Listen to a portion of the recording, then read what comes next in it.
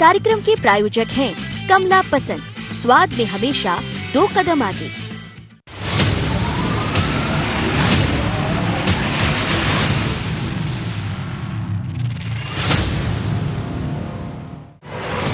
मध्य प्रदेश का ये उपचुनाव कई मायनों में अहम है। किसी की प्रतिष्ठा दांव पर है तो किसी का राजनीतिक भविष्य। मतदाताओं को चुनावी भाषणों के जरिए विकास का दिवा स्वप्न दिखाया जा रहा है। मंच से 15 साल से लेकर 15 महीनों की उपलब्धियां और नाकामियां गिनाई जा रही हैं। उपचुनाव को लेकर दोनों दल एक दूसरे को ही कसूरवार ठहरा रहे हैं। कोई किसी की गद्दारी याद दिला रहा है तो कोई किसी की अमर्यादित भाषा को लेकर सवाल पूछ रहा है। मतदाता भी सोच में है कि आखिर चुनाव किसका है, क्योंकि चुनावी भाषणों को सुनने के बाद अब वो भी कंफ्यूज हैं। महाराज मतदाताओं को समझा रहे हैं कि चुनाव उम्मीदवारों का नहीं बल्कि उनका है, उनके परिवार की प्रतिष्ठा का है। ये चुनाव मनसिक सिसोदिया का नहीं है, ये चुनाव कांग्रेस बीजेपी का नहीं है। ये आपको समझना है। ये चुनाव पूरी देश देख रही है कि ग्वालियर चंबल संभाग में सिंधिया परिवार का झंडा बुलंद होगा क्या नहीं। मैं आपसे पूछना चाहता हूँ। सिंधिया जी कह रहे हैं कि ये चुनाव भाजपा कांग्रेस का नहीं है, तो वहीं कमलनाथ भी वोटर्स को समझाने में लगे हैं कि ये चुनाव सत्ता का नहीं बल्कि मध्य प्रदेश के भविष्य का है। ये उपचुनाव प्रागीदार का नहीं है, ये उपचुनाव कमलनाथ का नहीं है, ये उपचुनाव मध्य प्रदेश के भविष्य का है। सियासी भाषणों के जरिए राजनेता वोटर्स को सब्ज़बाग दिखा रहे हैं। कोई अपने तो कोई प्रदेश के भविष्य की दुहाई देकर चुनाव जीतने की फिराक में है। लेकिन अब मतदाता भी समझदार है और वो समझ रहा है, देख भी रहा है कि किसको वोट देकर किसका और कैसे विकास होगा, क्योंकि वो जानता है कि ये चुनाव किसका है। Bureau report, IND 24।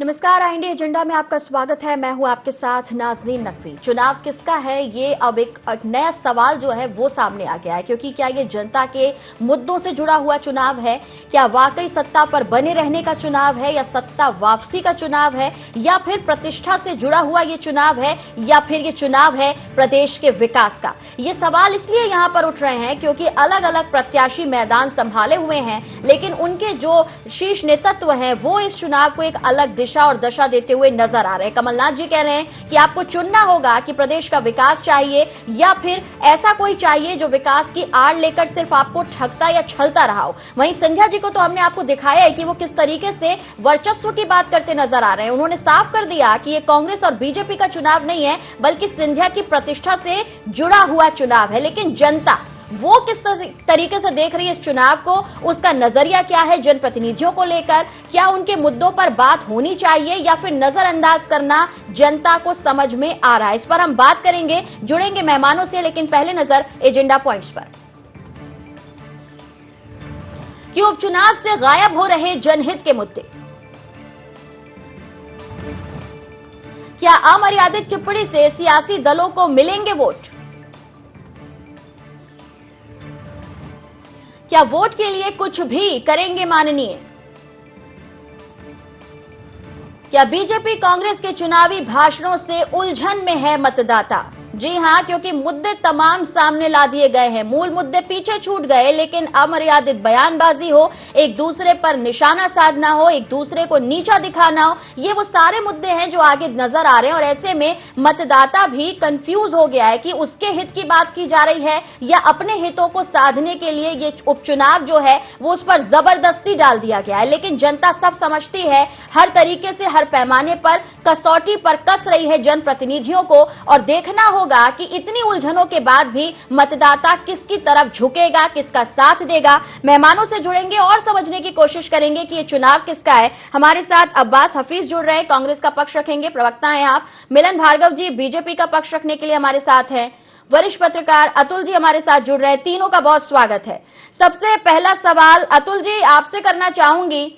Scindia ji साफ साफ कह रहे हैं कि ये कांग्रेस बीजेपी का चुनाव नहीं है बल्कि सिंधिया की प्रतिष्ठा से जुड़ा हुआ है। वहीं कमलनाथ जी साफ कह रहे हैं कि विकास की बात है, मध्य प्रदेश का भविष्य जनता को देखना है तो वो तय कर ले कि वो किसका साथ देने वाली है।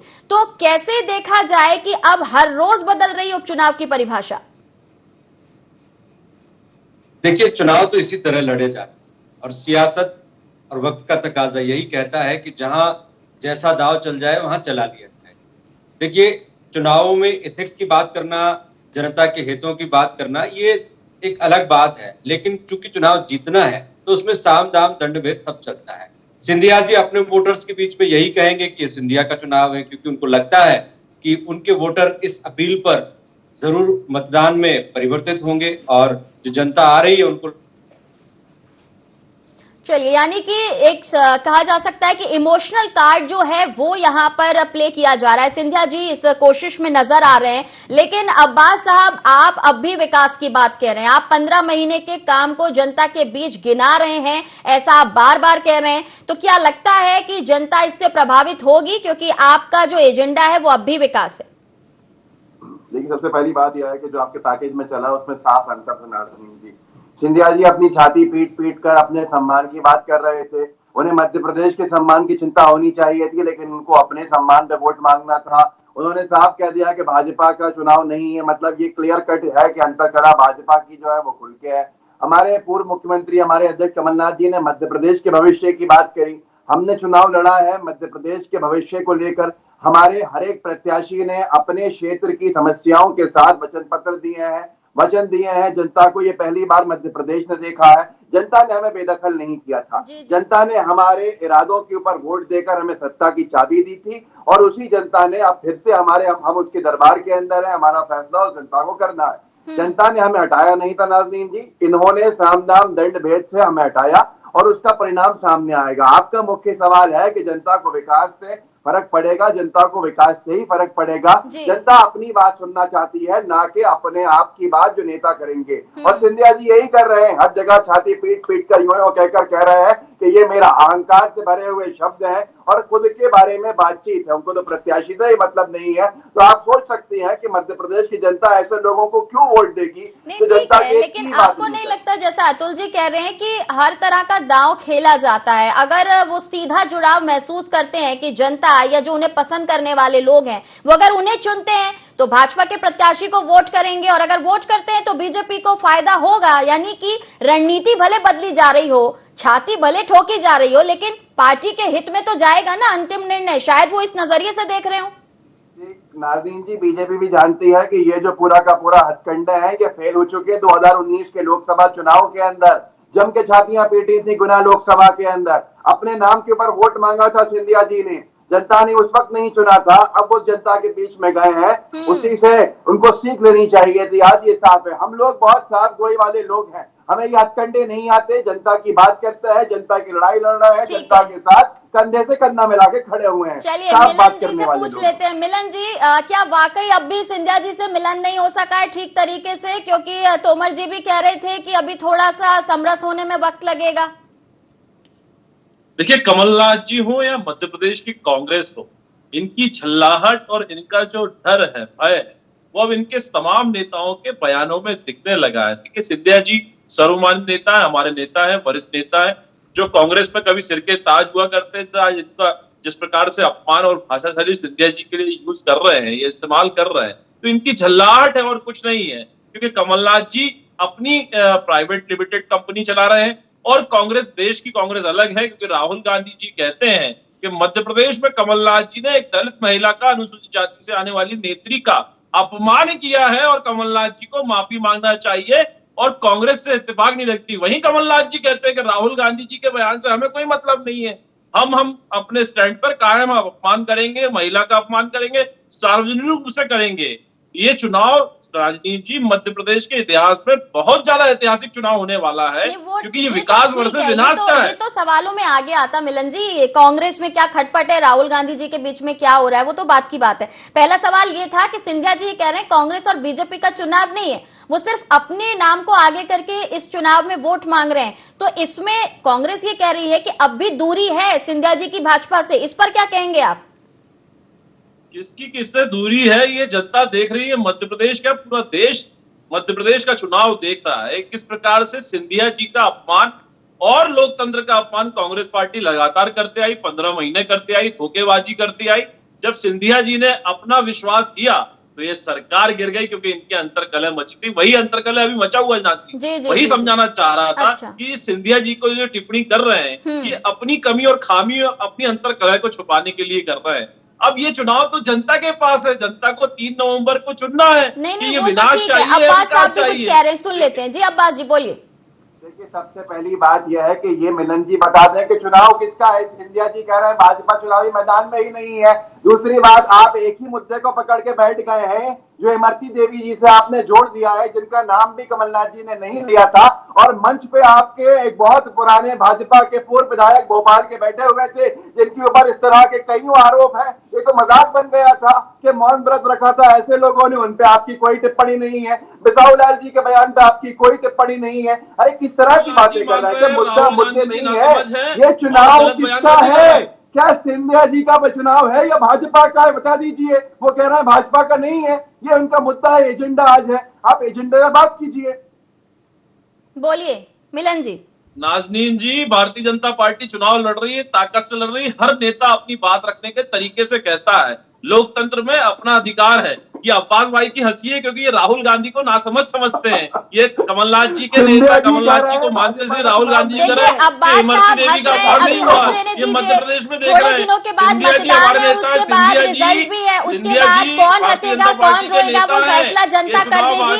अभी वो हंस रहे हैं, उन्हें हंसने दीजिए। लेकिन साथ में मिलन जी सुनिए, तो साथ में उन्होंने आपको आगाह भी किया है कि लोकसभा चुनाव के वक्त भी उन्होंने ऐसे ही वोट मांगे थे सिंधिया जी ने, लेकिन फायदा नहीं हुआ था तब कांग्रेस को। अब भी वो ऐसे ही वोट मांग रहे हैं। है या नहीं है? तो क्या लगता है आपको, भाजपा को अलग करके वोट अपील करना काम आएगी? कहीं भी कोई अलग नहीं है, ये सब जाहिर है। भारतीय जनता पार्टी चुनाव लड़ रही है, भारतीय जनता पार्टी कैंडिडेट चुनाव लड़ रहे हैं, भारतीय जनता पार्टी के समस्त कैंडिडेट के सिंधिया लड़ रहे हैं। आप तय थोड़ी करेंगे, आप तो राहुल गांधी की पार्टी में कमलनाथ जी तय करिए। कौन सी कांग्रेस लड़ रही है? कांग्रेस बी लड़ रही है, कांग्रेस ए लड़ रही है। जो इंदिरा गांधी जी के समय हुआ था, आज वही कांग्रेस में कई फाड़ हो गए हैं। देश में चिट्ठी लिखी जा रही है सोनिया गांधी जी को हटाने के लिए। कमलनाथ जी कह रहे हैं कि राहुल गांधी जी गलत कह रहे हैं, तो भैया तय कौन करिए? सिंधिया जी चुनाव लड़ रहे हैं, भाजपा चुनाव लड़ रहे हैं, ताकत के साथ लड़ रही है। कमलनाथ जी के कुकर्मों को लाकर सामने भारतीय जनता पार्टी विश्वास मत हारे। राहुल गांधी की कांग्रेस में, कमलनाथ जी की कांग्रेस में, आप प्राइवेट लिमिटेड की नौकरी कर रहे हैं या कांग्रेस कार्यकर्ता है? मिलन जी लौटते हैं ना, थोड़ा तो रुक जाइए, सुन लेने दीजिए अतुल जी को। अतुल जी, आपने कहा था चुनावी हथकंडे हैं, अपनाए जाते हैं, अपनी अपनी स्ट्रैटेजी है। इसमें अंतिम अगर देखा जाए तो वो पहलू है जो दोनों लोग चाहते हैं अपने अपने हिस्से में जीत। तो क्या आप मानते हैं कि ये कहना कि विकास के लिए चुनाव है, ये कहना कि मेरी प्रतिष्ठा के लिए वोट करना, कुछ भी हो लेकिन जीत आनी चाहिए हिस्से में? देखिए, चुनाव की रणनीति को अपनाया जाता है। इस चुनाव में ये एक तरह का युद्ध है, और इस युद्ध में हर स्तर पर हर तरह से लड़ाई लड़ी जाती है। और जब लड़ाई लड़ी जाती है तो उसमें नैतिकता, जनता का हित नहीं देखा जाता। राजाओं ने जब भी लड़ाइयां लड़ी हैं तो उसमें कितनी जनता मारी गई, कितने योद्धा मारे जाते थे, कितने सैनिक मारे जाते थे, तो सैनिकों की किसी को चिंता नहीं है। इसी तरह से ये चुनावी युद्ध है, इसमें जनता की बली हो, जनता के हितों का नुकसान हो, इससे कोई लेना देना नहीं है। इसका तो सिर्फ एकमात्र उद्देश्य है कि सत्ता की कुर्सी हमारे पास आनी चाहिए। चलिए, बिल्कुल सही कहा है आपने। लौटेंगे आपके पास, ब्रेक का वक्त हो चला है, उसके बाद इस चर्चा को आगे बढ़ाएंगे कि आखिर ये चुनाव किसका है, किन मुद्दों पर होना चाहिए। चर्चा में बने रहिए, रुक रहे हैं एक ब्रेक के लिए।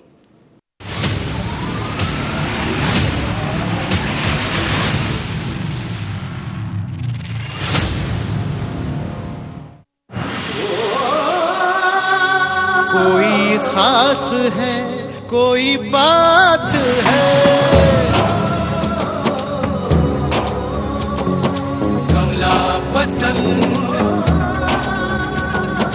जीते दुनिया हर बाजी जीते, हर अदा में शाही अंदाज है। कमला पसंद पान मसाला, शाही स्वाद शाही अंदाज, स्वाद में हमेशा 2 कदम आगे। मंजिलें हों चाहे जितने, पर राह सबकी एक। डॉक्टर सीवी रमन यूनिवर्सिटी, करगी रोड, कोटा, बिलासपुर।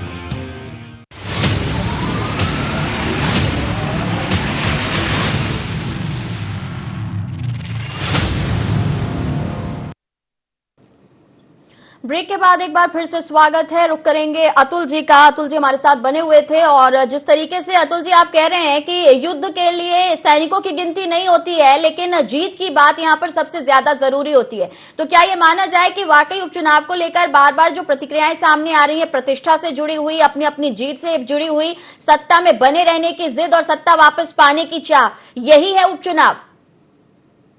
निश्चित तौर पर यह चुनाव तो सिर्फ सत्ता के लिए लड़ा जा रहा है, क्योंकि इस चुनाव की कोई आवश्यकता नहीं थी। जैसा कि अब्बास हफीज जी का दर्द है, वोट तो उन्हें मिला था, सरकार उनकी बनी थी, लेकिन वो सरकार चली गई। अब इसको छीनने वाला बीजेपी था या उन्हीं के लोग टूट गए? ये तो राजनीति का खेल है, ये सब जान। वो यही बताते हैं कि ये जो चुनाव है, ये सत्ता को हासिल करने का चुनाव है। चलिए, ठीक कह रहे हैं आप, सत्ता में बने रहने का और सत्ता हासिल करने का। जी अब्बास जी बोलिए।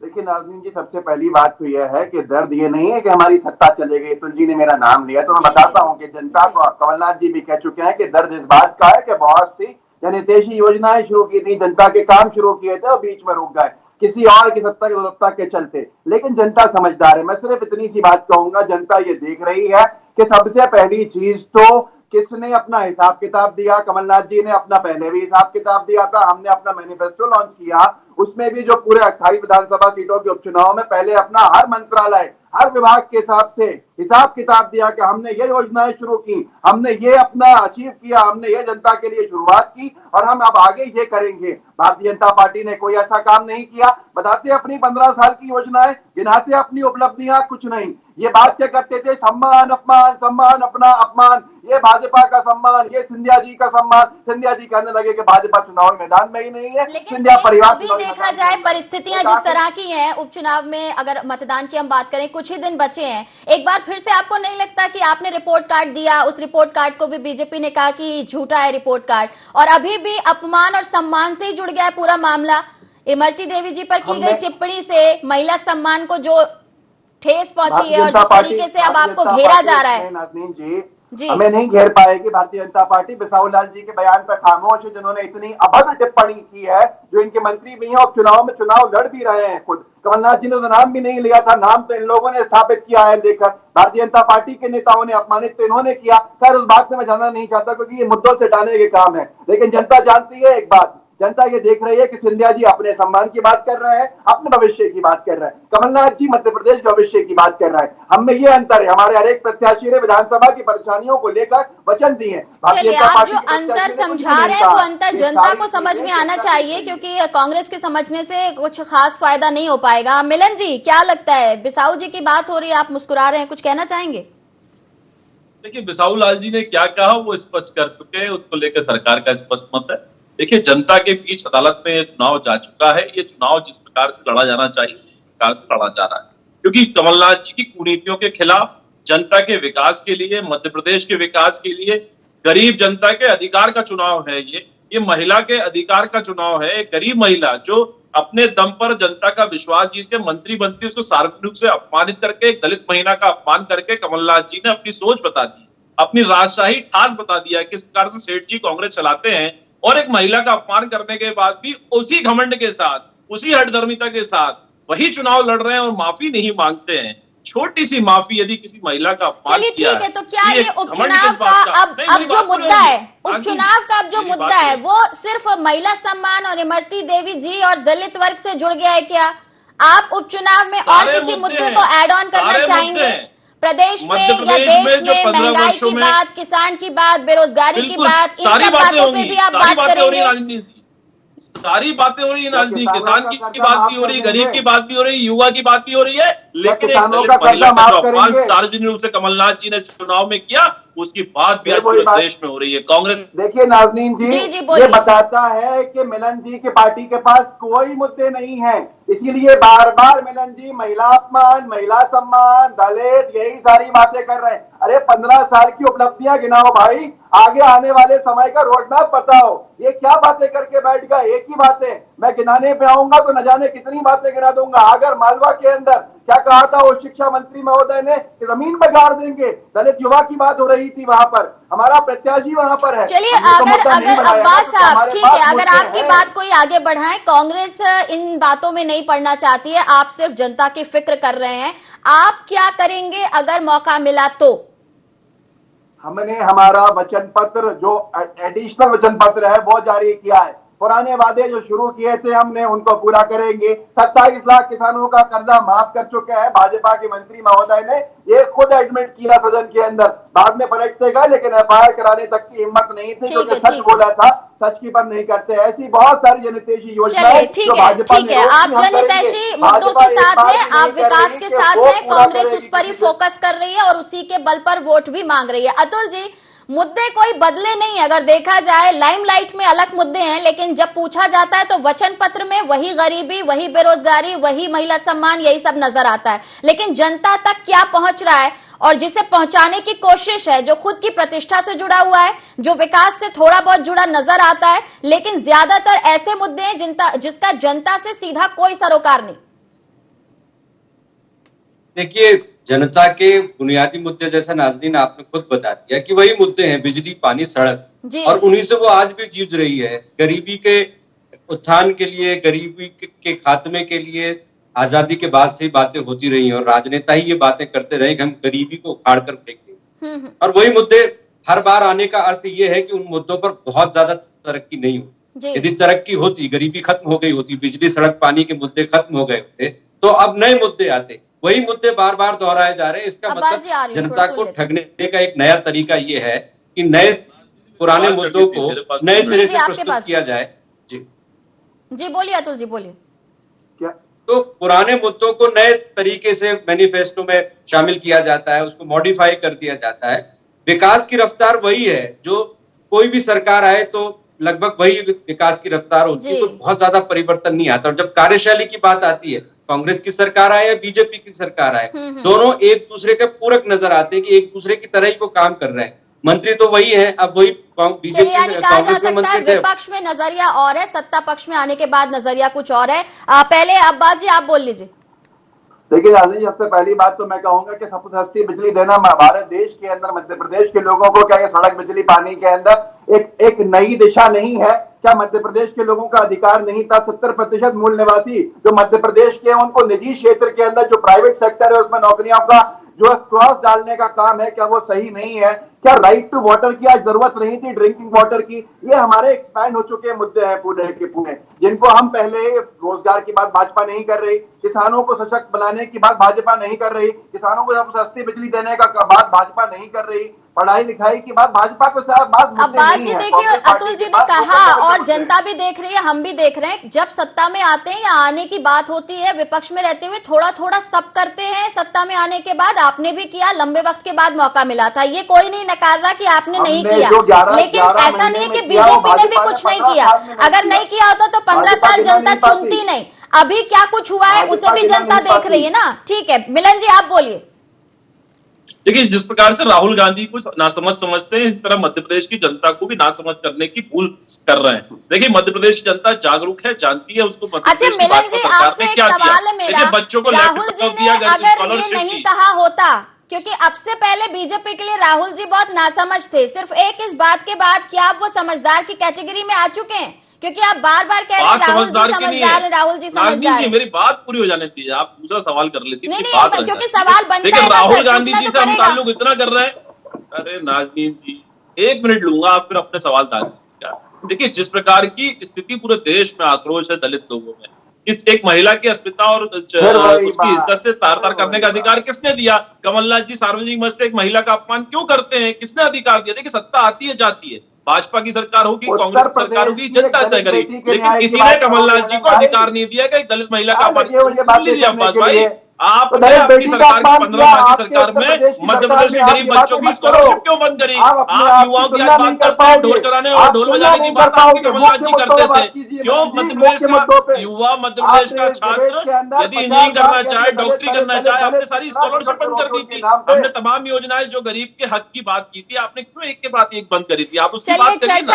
आपने 15 में शुरू किया था, वहीं पर मैं इसे खत्म करती हूँ कि चुनाव किसका है। तीनों का बहुत शुक्रिया। जनता को समझना होगा कि चुनाव किसका है, किन मुद्दों पर है, किन मुद्दों पर वोट होना चाहिए, किन मुद्दों पर चुना जाना चाहिए, क्योंकि मुद्दों को उलझाया जा रहा है, जनता की उलझनों को बढ़ाया जा रहा है, लेकिन परेशानियां भी जनता के सामने उतनी ही बड़ी हैं। उसे दूर करने के लिए जो जनप्रतिनिधि उसे लगेगा कि वो काफी है, अच्छा है, माफिक है, उसे ही जनता चुनेगी, लेकिन उसके लिए जनता के सामने तस्वीर साफ होनी चाहिए, जिस तस्वीर को दिनों दिन नए मुद्दों के साथ धुंधला किया जा रहा है। इसलिए तस्वीर साफ करने के साथ ही मतदान करने पहुंचिए और अपने मूल मुद्दों पर वोट जरूर कीजिए। फिलहाल इतना ही, दीजिए इजाजत, नमस्कार।